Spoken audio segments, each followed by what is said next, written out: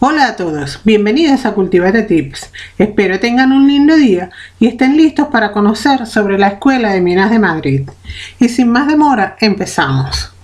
El nombre del edificio es Escuela Técnica Superior de Ingenieros de Minas y Energía, fundada el 14 de julio de 1777 durante el reinado de Carlos III, originalmente en Almadén, Ciudad Real, y trasladada a Madrid en 1835. Fue construido por el arquitecto Ricardo Velázquez Bosco, que vivió de 1843 a 1923, y decorado por Daniel Zuloaga, que vivió de 1852 a 1921. Su ubicación actual es la calle Río Rosas 21, en Madrid. La Escuela de Minas no es solo un monumental y artístico edificio, poseedor de una majestuosa arquitectura de hierro, donde además se entremezclan singulares murales cerámicos en las fachadas laterales, cuyas escenas están dedicadas a la minería, la metalurgia y las ciencias físicas, sino que el edificio fue ideado para dedicarse al progreso de la razón, las técnicas, y definitivamente enmarcado dentro de un marco de cambios sociales y políticos que permitirán la difusión y aplicación de nuevas ciencias, herencia del pensamiento ilustrado. Como obra arquitectónica ecléctica, introduce en su composición elementos de distintas tendencias históricas y artísticas, con una cierta ambigüedad entre lo convencional y lo moderno. La visita a la Escuela de Minas permite ver cómo todo el inmueble está embellecido con artes decorativas, tanto en su interior como en el exterior. Cuenta con una gama variada de materiales: hierro, vidrio, cerámica, estuco, piedra, madera, los cuales se combinan de forma armónica, ofreciendo una distinguida y exquisita imagen. En el siglo XIX, Madrid fue poco a poco vistiéndose de hierro, incrementando en la cantidad y calidad, llegando a producirse obras de excepcional valor que dotaron a la ciudad de una fisonomía inconfundible. En 1777, durante el reinado de Carlos III, se implantó en España la enseñanza de la ingeniería de minas. Solo 10 años antes se había creado la primera academia de minas en Freiberg, Sajonia, Alemania. Con la participación de especialistas españoles y extranjeros, se creó la Academia de Minas de Almadén. En aquellos momentos eran necesarios una serie de conocimientos para las explotaciones mineras. Comenzaron a estudiarse los minerales en cuanto a su composición química y estructura cristalográfica. Pocos años después se amplió el plan de estudio con las asignaturas de física y química. A finales del siglo XVIII se abrieron también escuelas en América bajo dirección española. En 1857, la Ley de Instrucción Pública creó el título de ingeniero, estructurándose además los estudios. Estos comprendían ciencias básicas como las matemáticas, mecánica, química, geometría descriptiva, ciencias aplicadas como la mineralogía, química analítica, construcción, paleontología, geología, metalurgia y máquinas, y especialidades como el laboreo de minas, la metalurgia especial, geodesia, derecho y legislación minera. Hasta hoy en día este planteamiento sigue vigente, aunque han ido incorporándose nuevas asignaturas y diversificando la oferta académica a medida que han ido avanzando las técnicas de investigación junto a su adecuación a la sociedad actual. El edificio de planta rectangular, que mide 48 metros de largo y 33 metros de ancho, está organizado alrededor de un patio central con 2 pisos de arquería sobre columnas de fundición y cubierto por un lucernario de vidrio y estructura metálica, restaurado en 2010, que proporciona luz cenital a todo el espacio. Las alas laterales simétricamente albergan al este la Biblioteca Histórica y al oeste el Museo de Minerales y Fósiles, desde 1988, llamado Museo Histórico Minero Don Felipe de Borbón y Grecia. Elegantes vitrinas de madera de nogal, llenas de libros a un lado y de bellos y valiosos minerales y fósiles al otro. Las paredes ciegas de ambos espacios, iluminados por sendos lucernarios similares al patio central, corresponden a los muros laterales decorados con los grandes murales cerámicos. Infinidad de objetos admirables, maquetas y obras de arte repartidos por todo el edificio convierten la visita en una delicia. El museo y la réplica de una mina de carbón construida en 1963 se pueden visitar todos los primeros domingos de mes, excepto en julio y agosto. Al lado, en el número 23 de la calle, se encuentra el Museo Geominero. El estilo o tendencia a la que pertenece este edificio es la arquitectura ecléctica. Es un edificio articulado en torno a un patio interior, 2 alturas, cúpula de cristal con estructura metálica, luz cenital. Las puertas están a la mitad con cristales translúcidos. Arquería renacentista que crea 2 espacios en la planta baja. Separa la nave central de las laterales. Una nave rodea a la otra. 2 escaleras a los lados del patio central que suben al segundo piso. Escaleras helicoidales. Encima del segundo piso hay una especie de piso de ventanas de arcos de medio punto, trifolio. Cúpula a 2 aguas. La cúpula es una mezcla de hierro cristal y paneles de madera. En el piso de abajo, entre arco y arco, hay bombillas rodeadas por una estructura ortogonal de hierro y cristal. La entrada principal sin luz natural directa y una decoración vegetal. En la biblioteca histórica vemos una mayor influencia de la Escuela de Chicago, de Sullivan y su arquitectura orgánica. Inaugurado en 1896, es un diseño del arquitecto Velázquez Bosco, que se vio enriquecido con una decoración con mosaicos del ceramista Daniel Zuluaga. En 1985 fue declarado bien de interés cultural. La Escuela de Minas ofrece una muestra de planos, fotografías efectuadas a lo largo de los años con documentos de esta histórica construcción. La escuela es un fiel reflejo de la idea decimonónica de lo que era un edificio público, una construcción que respeta las alineaciones establecidas, construcción alrededor de un patio, marcando plásticamente las torres angulares mediante salientes y unas cubiertas curvas en pabellón. Todas estas partes están yuxtapuestas unas con otras, no existiendo otra unión que las cornisas que dan unidad a todo el conjunto. En su disposición general, el edificio forma un bloque rectangular con 4 torres salientes en las esquinas y un cuerpo de entrada, más prominente en el centro de la fachada principal, orientada al sur. La entrada da acceso a un patio rectangular, rematado por una cubierta de hierro y cristal y rodeado de 2 plantas de galerías arqueadas. En la planta baja se sitúa el vestíbulo principal, las dependencias administrativas, la sala de profesores y las diversas aulas. En la planta principal hay otro vestíbulo donde se encuentra la sala del claustro. En la parte norte se encuentra una amplia clase de dibujo, mientras que los lados este y oeste están ocupados, respectivamente, por la biblioteca y el museo. Ambas plantas están unidas por una escalera principal. Las superficies exteriores se organizan en 2 plantas, haciendo la baja de amplio basamento que de la principal. Todos los elementos de organización de paredes son de tradición clásica, influenciada por el estilo Segundo Imperio, con excepción de las fachadas oriental y occidental, decoradas con azulejos de Zuluaga, y la cristalera de la fachada norte, que pone de manifiesto el uso de los nuevos materiales, el hierro y el vidrio. En el año 1862, el Ministerio de Fomento decide la construcción de un edificio para albergar la Escuela de Ingenieros. En 1883 se acordó construirlo para la especialidad de minas. Así se encarga el proyecto a don Ricardo Velázquez Bosco, arquitecto de la obra oficial, y cuya producción define en gran parte la estética del Madrid del último tercio del siglo XIX. El diseño del edificio, como construcción exenta con fachadas de gran sentido escenográfico y funcional, se debe a la ubicación que iba a tener en un primer momento el Parque del Retiro, que permitía una amplia perspectiva de contemplación. Además, se convertiría en un hito arquitectónico por su situación en un privilegiado entorno natural, estando, asimismo, en la línea de otros encargos, como el Palacio de Velázquez y el Palacio de Cristal. Pero la presión edificatoria hizo que su ubicación finalmente fuese en la calle Río Rosas. Su construcción se concluyó en agosto de 1893.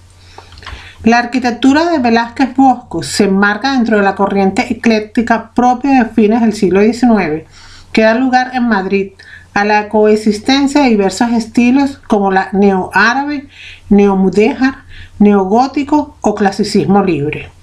Arquitecto de gran formación histórica, primer restaurador de Medina Azahara, la Mezquita de Córdoba o catedrales como la de León o Burgos, y pese a su gran conocimiento sobre este tipo de arquitectura, se mantendrá alejado de estas reminiscencias en sus obras, produciendo un estilo característico de raíz clásica con aportes personajes de origen oriental que siguen postulados de la forma académica de Durán o de arquitectos franceses como Labrousse y Garnier.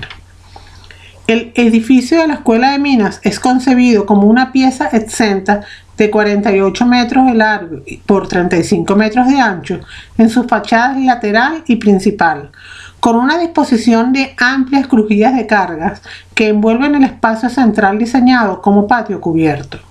Cada fachada presenta un tratamiento singular con la variedad de materiales y colores que expresa la disposición y función del interior. En la planta baja se unifica el tratamiento, mientras que en la principal se singulariza cada fachada. La planta de ingreso presenta un pórtico adintelado y resaltado sobre el fondo. Los laterales exhiben paños cerámicos de azulejos de Daniel Zuloaga, cegando los espacios destinados a museo y biblioteca. Su iluminación es cenital, soportando el tragaluz, un artesonado a base de ménsulas de hierro fundido y correas de hierro laminado de Bilbao y Bélgica. La fachada norte se descarga de la materia rústica del basamento, formando una cristalera entre columnas jónicas de fundición que ilumina la cátedra de dibujo. La planta baja se forma sobre un basamento de 2 hiladas de sillares de granito, formando almohadillos de fábrica de ladrillo blanco con huecos de proporción vertical. La planta primera queda resaltada por una imposta de piedra caliza de Colmenar, que separa las distintas composiciones antes señaladas. La fachada principal presenta fábrica de ladrillos de color rojo entre ventanas en arco y pilastras, decoradas con motivos cerámicos de arista y cuerda seca para las enjutas de los arcos. La cornisa de remate conforma frontones sobre los huecos de los pabellones. Los torreones que se elevan sobre los pabellones de cruce están cubiertos por pizarra con remate a 4 aguas de zinc. Todo ello con estructura metálica, curvado de hierro, laminado formando bóvedas esquifadas. En sus 4 fachadas aparecen motivos escultóricos de mineros y alegorías mitológicas referentes a la minería. La Escuela de Minas no solo es un artístico edificio en el que la arquitectura del hierro y los murales cerámicos adquieren el mismo protagonismo que en otras obras de Ricardo Velázquez, tales como los Palacios de Cristal y Velázquez o el Ministerio de Agricultura. Es también un complejo educativo centenario en el que todas sus paredes, sus vitrinas y sus salas muestran pedazos de la historia de la minería española, desde lápidas que recuerdan a los profesores muertos en excavaciones hasta llamativos fósiles o curiosas lámparas para bajar a las entrañas de la tierra. En 1777, 10 años después de que fuera creada en la localidad sajona de Freiberg, la primera academia de minas de Europa, Carlos III ponía en marcha la española y decidía instalar su sede en Almadén, cuyas minas eran propiedad de la corona. Eran los años en los que los investigadores españoles como Fausto y Juan José de Elújar descubrían el wolframio en 1783 y Andrés Manuel del Río conseguía aislar el vanadio en 1801. La situación cambió radicalmente cuando en 1835 el gobierno ordenó el traslado de la Escuela de Madrid, lo que obligó a esta institución a iniciar un periplo por diversos edificios alquilados en la calle Fernán Flor, con vuelta a Carrera de San Jerónimo, la Plaza del Conde de Barajes y la calle Atocha. A medida que pasaban los años, la situación se iba complicando porque la colección de mineralogía, que había tenido sus orígenes en 1831, cuando la Dirección General de Minas le compró a la Real Academia de Freiberg 309 ejemplares de minerales, se había ido incrementando con nuevas colecciones, por lo que a mediados del siglo XIX, El museo contaba ya con 4.228 minerales procedentes de minas europeas o americanas. A ello se sumó el impulso que dio a la escuela la Ley de Instrucción Pública de 1857, que supuso la creación del título de ingeniero y la llegada de más alumnos. Era preciso, por tanto, dotar a la Escuela de Minas de un edificio.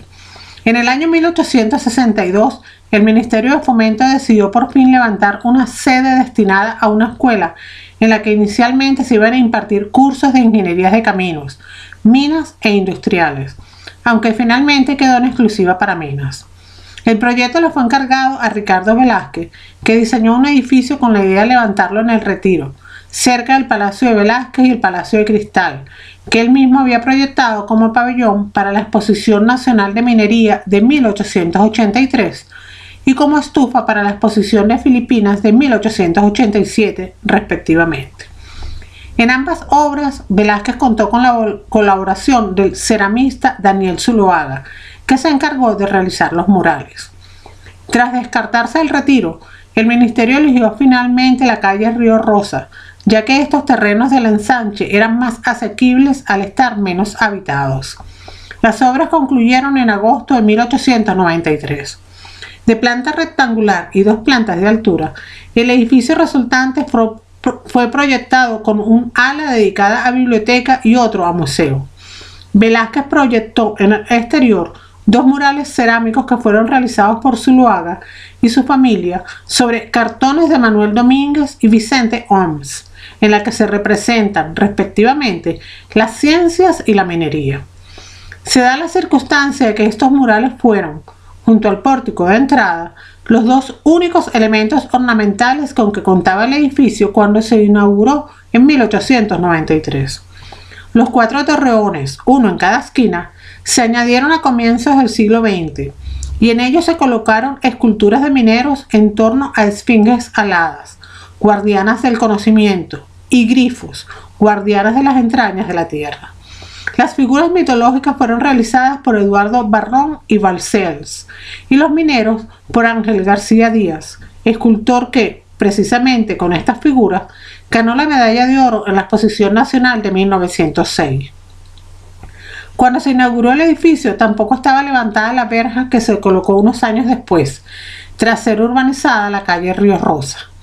Velázquez diseñó una reja con un tratamiento parecido al que había utilizado en el Ministerio de Fomento, hoy Medio Ambiente, en la glorieta del emperador Carlos V, aunque en esta ocasión la decoró con figuras de fósiles. La ornamentación exterior se completó en 1925, cuando en la entrada se colocaron sobre unos pedestales de granito las estatuas de bronce de los ingenieros Luis de la Escosura y Luis Guillermo Schull, obras del escritor Fructuoso Orduna. Patio, museo y biblioteca. En el interior del edificio, 3 espacios diferentes concitan el interés del visitante: el patio central, el museo y la biblioteca histórica. El patio central posee una cubierta de vidrio sustentadas por ménsulas de hierro fundido y correas de hierro laminado, fabricadas en Bilbao y Bélgica, y está formado por 2 pisos de arquería sobre columnas de hierro fundido que recuerda a las del Palacio de Cristal.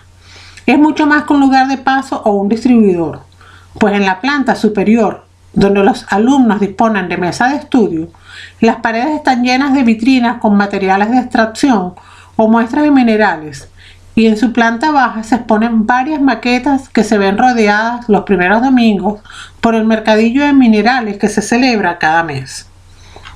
Desde la galería de la primera planta se accede, además de a la sala del claustro, al museo y a la biblioteca. El Museo de Minerales y Fósiles, Don Felipe de Borbón y Grecia, el príncipe aceptó en 1988 tal designación, coincidiendo con el bicentenario de la muerte de Carlos III, fundador de la escuela. Es sin duda una de las joyas del edificio. La sala principal, de forma rectangular, está iluminada con luz cenital y forrada por vitrinas de madera de nogal que no solo ocupan las paredes, sino todo el espacio central. Lo mismo pasa en las 2 salas cuadradas laterales situadas bajo los torreones, en las que la única diferencia es que cuentan con ventanas.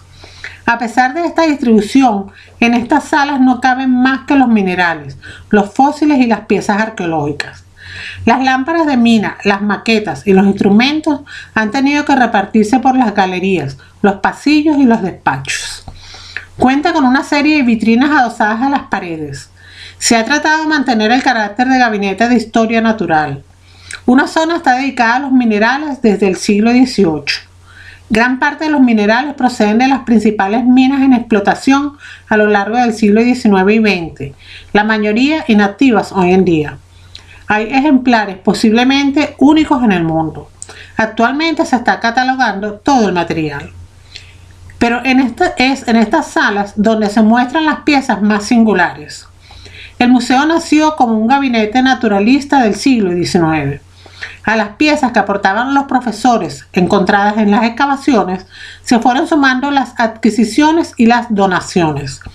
También se encuentra el llamado cráneo verde, encontrado en la mina El Milagro de Asturias, perteneciente al período calcolítico, 4000 años de antigüedad, impregnado de carbonatos de cobre. La plata nativa procedente de la localidad noruega de Kongsberg, que fue regalada a mediados del siglo XIX por el embajador de Dinamarca. La fleischlebenita, procedente de Hien de la Sina, Guadalajara, o la colección de más de 400 gemas cedida por el Instituto Gemológico Español. Entre las donaciones destacan las piezas procedentes de las excavaciones de Guillermo Schull y Casiano de Prado y las colecciones del Marqués de El Duañe, compuesta por 2.841 ejemplares, y de Lorenzo Gómez Pardo, además de numerosas piezas que se han ido recibiendo a lo largo de 200 años de historia, incluidos unos restos del cardenal Cisneros que se cree fueron muestras tomadas de la urna para su análisis. La zona dedicada a los fósiles cuenta, sobre todo, con muestras procedentes de la acción comprada de Alemania a principios del siglo XX. Cabría destacar los fósiles de ranas, que permiten ver no solo el contorno de los huesos, sino también del cuerpo. Siempre ha existido una fuerte relación entre la minería y los fósiles, puesto que solían encontrarse en las excavaciones mineras. El museo tiene un carácter histórico por la antigüedad de sus colecciones y didáctico. Pretende conservar su patrimonio histórico manteniendo el contacto con las ciencias de la naturaleza. La biblioteca histórica se ubicó en la primera planta. Sus dimensiones son de 17,65 metros por 6,20 metros y en sus extremos hay dos gabinetes destinados a despachos y archivos. Las paredes, sin ventanas, están cubiertas de armarios realizados en maderas nobles y dispuestos en dos niveles, estando el superior protegido por una artística balaustrada de hierro fundido. La luz natural penetra a través de un tragaluz en el techo, soportado sobre grandes ménsulas. La dotación inicial de la biblioteca fue de 7.000 volúmenes. De ellos, casi 1 millar fueron editados en los siglos XVI, XVII y fundamentalmente XVIII. Este fondo bibliográfico hoy día posee un gran valor como patrimonio científico. No solamente cuenta con obras dedicadas a la minería, metalurgia, etc., sino también con atlas geográficos, libros sobre botánica, numismática, heráldica, leyes, etc. Una de las obras más relevantes de la biblioteca es de Re Metallica, de George Agricola. Data del siglo XVI y es considerada la obra más importante sobre explotaciones mineras. Actualmente se está realizando una catalogación de todas sus obras. Durante la Guerra Civil, el edificio que fue utilizado como cuartel de los guardias de asalto apenas sufrió daños. Tampoco se vio afectada la colección que fue retirada y almacenada en los sótanos para que no resultara dañada en los bombardeos. Lo mismo pasó con los 7.000 volúmenes pertenecientes al periodo comprendido entre 1501 y el año 1830, que forman la biblioteca histórica, situada en el ala contraria al museo. Más daño sufrió la fachada a raíz del atentado de ETA que destruyó el edificio de Telefónica situado frente a su escuela, tras lo cual se llevó a cabo una restauración general. Un complejo educativo. Recorrido el edificio, podría pensarse que la visita a la escuela de minas ha terminado, pero aún faltan sorpresas. En la parte trasera del inmueble y separado de él por un jardín donde se plantaron árboles, se levanta el segundo edificio de la escuela. Fue Alonso Martínez, como ministro de Fomento, el que presupuestó en 1904 las 100.000 pesetas que costaba el solar en el que el mismo Ricardo Velázquez proyectó un edificio que no pudo ver completado, pues murió 2 años antes de que se inaugurara, razón por la que, según parece, se ocupó de su conclusión Francisco Luque, autor del proyecto que en esos mismos años se desarrollaba en el solar colindante a la escuela para dotar de sede al Instituto Geominero, cuyas obras finalizaron en 1926. Tal proximidad y el hecho de que se tratara de la sede para el Instituto Geominero, tan relacionado con la escuela, son la causa de que muchos madrileños, incluidos algunos guías, no tengan claro que son 2 edificios diferentes, que ni siquiera dependen del mismo organismo, pues el Instituto Geominero pertenece al Ministerio de Economía y la Escuela Técnica Superior de Ingenieros de Minas y Energía, como se denomina desde 2011, pasó a depender en 1971 de la Universidad Politécnica de Madrid. Lamentablemente, de este segundo edificio de la escuela, terminado en 1925, solo nos ha llegado la planta baja, ya que el resto fue demolido en 1959 para levantar 4 pisos con aulas y laboratorios. Afortunadamente se preservaron el salón de actos y las naves industriales que lo flanquean. El salón de actos, dotado con vidrieras, cuenta con 250 asientos entre personajes ilustres de la minería, cuyos nombres decoran las paredes. De los talleres destacan las cubiertas de cristal, muy parecidas a las del Palacio de Velázquez. En una de estas naves sorprende la presencia de una escultura de gran tamaño, dedicada al personaje que en la minería encarnaban condenados a muerte a los que en los siglos XVII al XIX en Inglaterra, aunque se conocen casos en Francia y España, se conmutaba la sentencia a cambio de entrar en las minas antes de cada turno con una lámpara y una pértiga con la que debían quemar las bolsas de grisú que pudiera haber. Ante las posibles llamaradas de tal acción podía desencadenar y que causaban la muerte de muchos, el condenado iba cubierto de sacos de la cabeza a los pies, lo que daba un aspecto de penitente de Semana Santa. El complejo educativo no acaba ahí tampoco, ya que la escuela cuenta con un tercer edificio situado a pocos metros, en la calle Alenza, que fue adquirido en 1975. Los laboratorios de orientación industrial del Parque Científico y Tecnológico de Getafe y la Fundación Gómez Pardo, adscrita a la escuela, que se creó en 1915, gracias al testamento realizado en 1873 por el industrial platero José Gómez Pardo, en recuerdo de su hermano Lorenzo, que había sido ingeniero de minas. Y qué mejor forma de acabar este recorrido por la historia de la escuela que bajar a las profundidades de una mina de carbón, pues ello es posible sin salir de la calle Río Rosas. El acceso a la mina Marcelo Lloricén, así llamada en recuerdo del director de la escuela que ordenó construirla entre 1963 y 1967, se encuentra en el jardín que separa el edificio de la escuela del que alberga el salón de actos. Allí fue construido un pozo vertical de 4 metros de diámetro y 15 de profundidad, capaz para 2 jaulas que se dejaron desmontadas. Se colocó un castillete que se trajo del Pozo Mirador, perteneciente a las minas jienenses del Centenillo. Allí, entre vagonetas, víos, martillos perforadores, ventiladores o desagües, la mayor parte de los 7.500 visitantes que bajan cada año tienen una impresión muy parecida. Se sienten muy lejos del Madrid que bulle sobre sus cabezas. Reproduce una galería y un pozo de una mina de carbón. El acceso se realiza por una escalera inclinada que da a una galería de unos 50 metros y a 18 metros de profundidad que muestra las principales instalaciones de una mina real. No fue posible hacer más, ya que estaban los túneles del metro. Las características principales son el acceso, la iluminación, la ventilación y la intubación, sujeción de una mina, junto a elementos reales cedidos por varias explotaciones mineras. Se puede apreciar 2 tuberías, Una sería para el aire comprimido y otra para el agua. Una puerta de armadera sirve para separar zonas de la mina en caso de incendio y también para igualar la zona de presión en ambas, contando para ello con una pequeña apertura que permite el flujo de aire. Una de las zonas de sujeción más llamativas es una especie de arco realizado por los primeros, llamado madera en cuadros. Las artes decorativas de la escuela. Tanto en el exterior como en el interior, como en todas sus obras, destaca el uso de las artes decorativas. Hierro, madera, vidrio, piedra, los materiales se combinan de forma armónica y ofrecen una imagen bella y singular. Los 4 torreones en las esquinas fueron construidos unos años después, en los comienzos del siglo XX. Hoy día el edificio, restaurado en los años 80 del siglo XX, se conserva en todo su esplendor.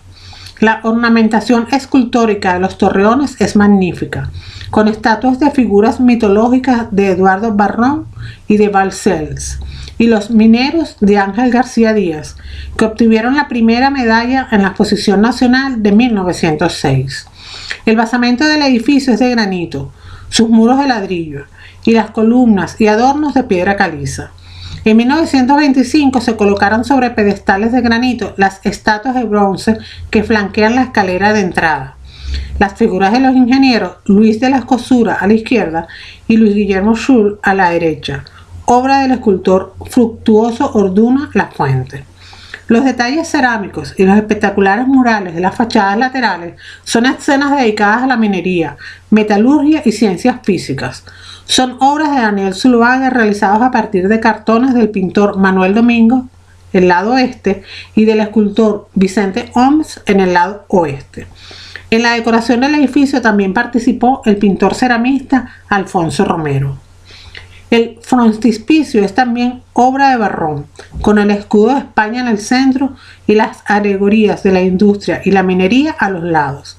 Lamentablemente, hoy día casi destruido debido al efecto del tiempo y la contaminación sobre la piedra de Novelda. Ese mismo año, a espaldas del edificio histórico, con fachada a la calle de Cristóbal Bordiú, se construyó otro pabellón según proyecto de Francisco Lucas y Pérez, que en 1959 fue demolido, construyéndose uno nuevo. Se conservaron las naves industriales a los lados y el salón de actos. También los árboles que entonces se plantaron entre ambos edificios en el jardín de hoy en día se utilizan como aparcamiento. Hemos llegado al final de la explicación. Espero les haya gustado. No olvides suscribirte a Cultívate Tips si aún no lo haces, darle al botón de me gusta si te ayudé a conocer mejor este tema y puedes dejar tus dudas y comentarios sobre el video en la sección de comentarios. Además, ahora puedes seguirme en mis redes sociales de Cultívate Tips. Espero que tengas un lindo día, te vaya muy bien, adiós. Su composición, elementos de distintas tendencias históricas y artísticas, con una cierta ambigüedad entre lo convencional y lo moderno. La visita a la Escuela de Minas permite ver cómo todo el inmueble está embellecido con artes decorativas, tanto en su interior como en el exterior. Cuenta con una gama variada de materiales: hierro, vidrio, cerámica, estuco, piedra, madera, los cuales se combinan de forma armónica, ofreciendo una distinguida y exquisita imagen. En el siglo XIX, Madrid fue poco a poco vistiéndose de hierro, incrementando en la cantidad y calidad, llegando a producirse obras de excepcional valor que dotaron a la ciudad de una fisonomía inconfundible. En 1777, durante el reinado de Carlos III, se implantó en España la enseñanza de la ingeniería de minas. Solo 10 años antes se había creado la primera academia de minas en Freiberg, Sajonia, Alemania. Con la participación de especialistas españoles y extranjeros, se creó la Academia de Minas de Almadén. En aquellos momentos eran necesarios una serie de conocimientos para las explotaciones mineras. Comenzaron a estudiarse los minerales en cuanto a su composición química y estructura cristalográfica. Pocos años después se amplió el plan de estudio con las asignaturas. Hola a todos, bienvenidos a Cultívate Tips. Espero tengan un lindo día y estén listos para conocer sobre la Escuela de Minas de Madrid. Y sin más demora, empezamos. El nombre del edificio es Escuela Técnica Superior de Ingenieros de Minas y Energía, fundada el 14 de julio de 1777 durante el reinado de Carlos III, originalmente en Almadén, Ciudad Real, y trasladada a Madrid en 1835. Fue construido por el arquitecto Ricardo Velázquez Bosco, que vivió de 1843 a 1923, y decorado por Daniel Zuloaga, que vivió de 1852 a 1920 de física y química. A finales del siglo XVIII se abrieron también escuelas en América bajo dirección española. En 1857, la Ley de Instrucción Pública creó el título de ingeniero, estructurándose además los estudios.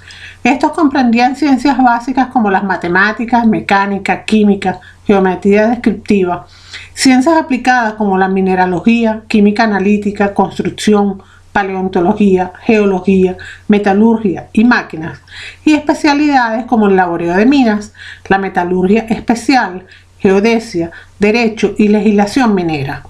Hasta hoy en día este planteamiento sigue vigente. 21. Su ubicación actual es la calle Río Rosas 21, en Madrid. La Escuela de Minas no es solo un monumental y artístico edificio, poseedor de una majestuosa arquitectura de hierro, donde además se entremezclan singulares murales cerámicos en las fachadas laterales, cuyas escenas están dedicadas a la minería, la metalurgia y las ciencias físicas, sino que el edificio fue ideado para dedicarse al progreso de la razón, las técnicas y definitivamente enmarcado dentro de un marco de cambios sociales y políticos que permitirán la difusión y aplicación de nuevas ciencias, herencia del pensamiento ilustrado. Como obra arquitectónica ecléctica, introduce en